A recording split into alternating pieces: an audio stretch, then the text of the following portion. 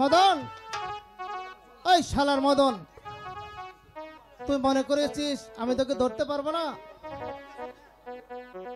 একবার যদি ধরতে পারি না তাহলে বুঝাবো কানামাছি খেলা কত মজা। এই মদন, মদন শালা, একবার যদি তোর ধরতে পারি তাহলে বুঝাবো তোর শালা কানামাছি খেলার কত মজা। এই মদন,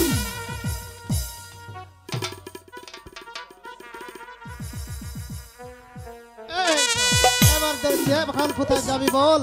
এই এই ছাড়ো ছাড়ো বলছি। ইস, যা শালা, কাকে ধরতে এসে কাকে ধরে ফেললাম।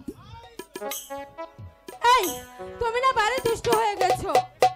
এই এখন যদি কেউ দেখে ফেলতো? তা আমার কি হতো? আমার তো চোখ বাঁধাই ছিল।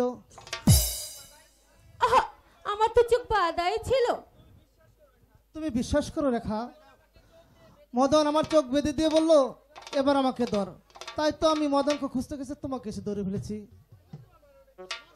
তুমি তো আমার অতি আপনজন। তোমার আপনজন হতে আমার বয়ে গেছে।